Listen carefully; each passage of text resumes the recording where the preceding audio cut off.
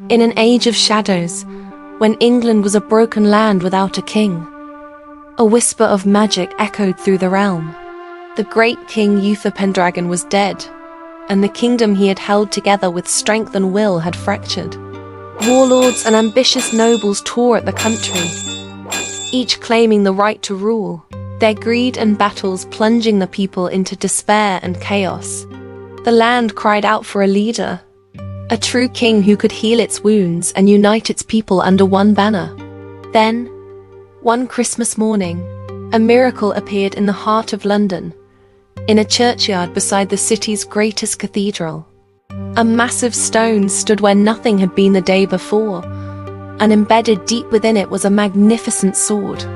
The hilt was wrought with gold and studded with precious jewels, but it was the blade itself that was breathtaking, forged of the finest steel. It seemed to pulse with an inner light, and etched upon the stone, in letters of gold, was a challenge, a prophecy for all to see. Whoso pulleth out this sword of this stone is rightwise king born of all England. The news spread like wildfire.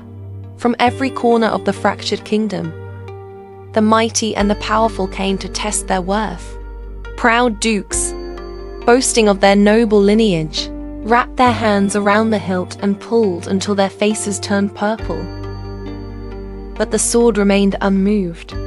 Famous knights, champions of 100 tournaments, used all their legendary strength, their muscles straining against the unyielding stone. Even kings from neighboring lands, hoping to add England to their domain, tried their luck.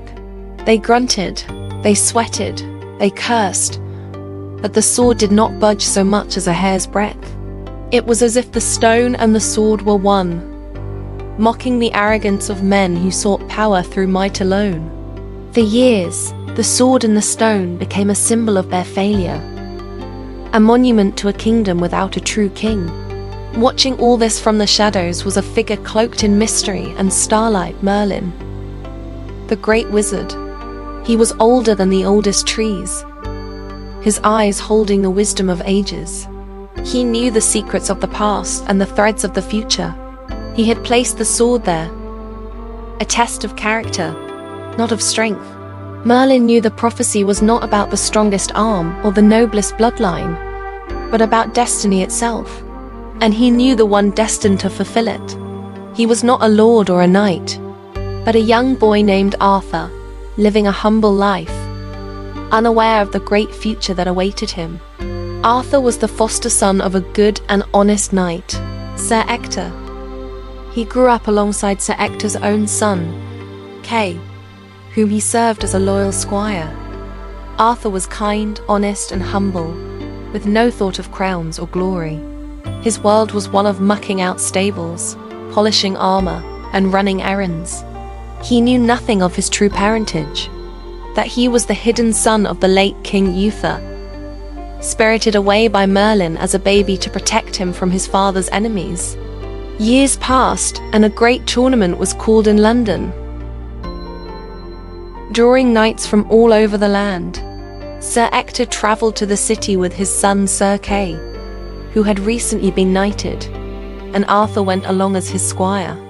On the morning of the tournament, as they were preparing, Sir Kay realized with a jolt of panic that he had left his sword back at their lodgings. He turned to Arthur impatiently. "Go fetch my sword," he demanded. "Ride quickly."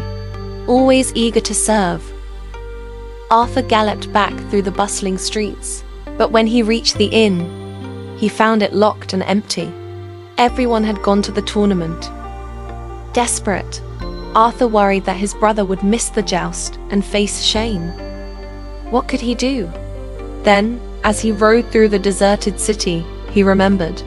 He recalled seeing a beautiful sword, stuck in a block of stone in a churchyard. "I will ride to the churchyard," he thought to himself. "I'll take the sword from the stone." Kay must have a sword. He had no idea of the prophecy or the countless failed attempts. To his innocent eyes, it was just a sword, conveniently available. He dismounted, ran to the stone, and without a moment's hesitation, grasped the golden hilt. He felt no resistance. It was as if the sword was waiting for him, welcoming his touch.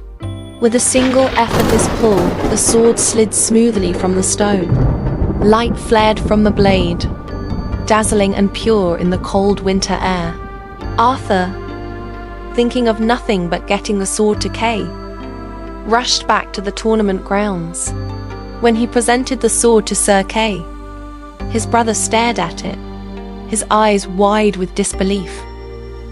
He recognized it immediately. Sir Ector, seeing the legendary blade in his son's hand, questioned him sternly.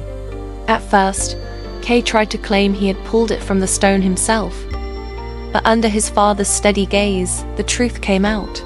He admitted that Arthur had brought it to him. Sir Ector, a wise and good man, led them all back to the churchyard. He made Arthur place the sword back into the stone, where it once again stood firm. Then he told Kay to try and pull it out. Kay pulled with all his might, but the sword was immovable. Then Sir Ector himself tried, and he too failed. Finally he turned to Arthur. "Now you try, my boy." Arthur, bewildered by all the fuss, once again placed his hands on the hilt, and once again, with the same impossible ease, he drew Excalibur from the stone. The few knights and lords who had gathered around gasped in astonishment. Men who had spent years dreaming of this moment watched as a simple, unknown boy achieved what they could not. They made him repeat the act again and again, but the result was always the same. Only Arthur could draw the sword. At that moment, Merlin appeared, his voice ringing with power and authority. "Behold," he proclaimed to the stunned crowd. "Here is your king, the rightful heir to Uther Pendragon, chosen not by bloodlust or ambition, but by destiny. Behold, King Arthur." The crowd knelt, not before a great warrior, but before a boy who held a glowing sword, his face filled with confusion and wonder. Arthur looked at the sword, then at the kneeling people, then at Merlin. He was just a squire, a boy. How could he be king? But as he held Excalibur, he felt a new strength flow into him, a sense of purpose he had never known. The land itself seemed to sigh in relief. The prophecy was fulfilled. A new era had begun. From that humble, miraculous moment, guided by Merlin's wisdom and armed with the sword of destiny, Arthur would go on to forge a golden age of chivalry, creating Camelot and the legendary Knights of the Round Table. Thanks for watching, and don't forget to like and subscribe for more epic tales.